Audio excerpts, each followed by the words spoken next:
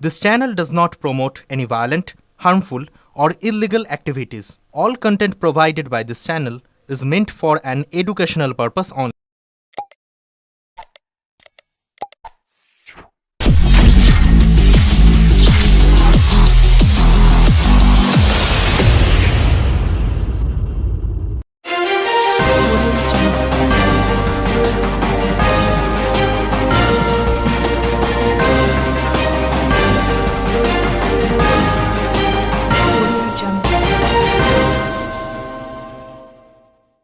বিহারে জয়ের আনন্দে ডানকুনিতে বিজেপির উচ্ছ্বাস ছড়ালো রাস্তা জুড়ে। এদিন তৃণমূলের এসআইআর সহায়তা শিবিরে পৌঁছে তৃণমূলের নেতাদের লাড্ডু খাওয়ানোর চেষ্টা করেন বিজেপি কর্মী সমর্থকরা। জবাবে তৃণমূল যুব সভাপতি প্রিয়াঙ্কা অধিকারী চ্যালেঞ্জ জানিয়ে বলে, আগে বাংলায় জিতে দেখান, তারপর লাড্ডু খাবো। সন্ধ্যা নামতেই ডানকুনি হাউজিং কমপ্লেক্সের সামনে বাজনা বাজিয়ে আবির উড়িয়ে উৎসাহের আবহে লাড্ডু বিলি করতে থাকেন বিজেপি কর্মীরা। বিহারের ফলাফলের রেশ গিয়ে পড়ে হুগলির ডানকুনির রাজনৈতিক অঙ্গনেও। ব্যুরো রিপোর্ট, আমার কলকাতা নিউজ।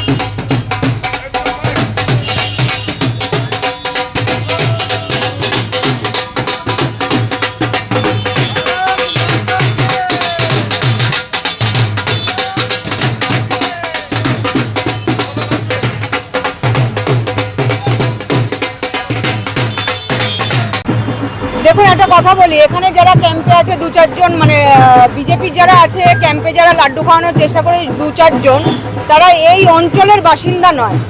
আর তাদেরকে বললাম 2026-এ আজকে ক্যাম্পে গিয়ে লাড্ডু খাওয়াচ্ছে, আমরা 2026-এ লাড্ডু খাওয়াবো না, আমরা 2026-এ বাংলার মিষ্টি রসগোল্লা তাদের খাওয়াবো। জয় বাংলা। মানে বিহারের প্রভাব কি এই বাংলায় পড়বে বলে মনে হচ্ছে? একদমই পড়বে না। বিহারে আজকে যদি মাংস ভাত হয় আর সেই আনন্দে যদি ওরা এখানে পেট ভরায়, তাহলে এটা মূর্খ ছাড়া কিছুই বলবো না। বিহারে বিজেপি জিতেছে, সেই জন্য আজকে এদের উচ্ছ্বাসের শেষ নেই। তবে আমি একটা কথা এখানে বলতে পারি যে আজকে উচ্ছ্বাস করুক, 2026-এর পর আমরা উচ্ছ্বাস করব, কিন্তু সেদিনকে মিষ্টিটা অবশ্যই ওদেরকে খেতে হবে। বিজেপি নেতারা ভাবছে যে বাড়তি অক্সিজেন তারা পেলো, কি মনে হচ্ছে বাড়তি অক্সিজেন মানে পেয়েছে ওরা? এত দূর থেকে অক্সিজেন আসবে না। অক্সিজেন পেতে গেলে বাংলার যে বিজেপি, সেই বিজেপিকে আরও সংগঠিত হতে হবে, শক্তিশালী হতে হবে।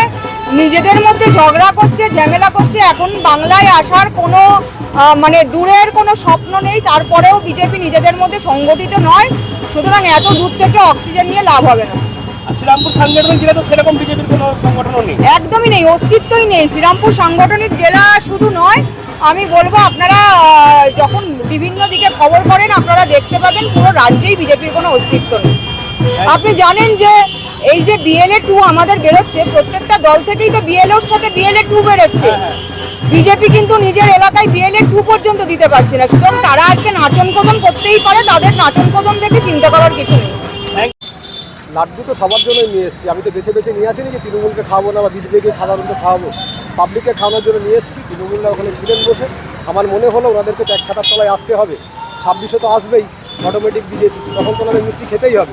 তো আগে থেকে আমি মিষ্টির আমন্ত্রণ দিয়ে দিলাম যে আপনারা আসুন, একত্রিত হন, কারণ পশ্চিমবাংলায় তো আর বিজেপি মানে তৃণমূল আর এখানে আসবে না, বিজেপি আসবে। যেমন দেখেছেন বিহারে কেউ চিন্তা করতে পারেনি এতগুলো সিট হয়ে যাবে, তো সেরকম হয়ে গেছে।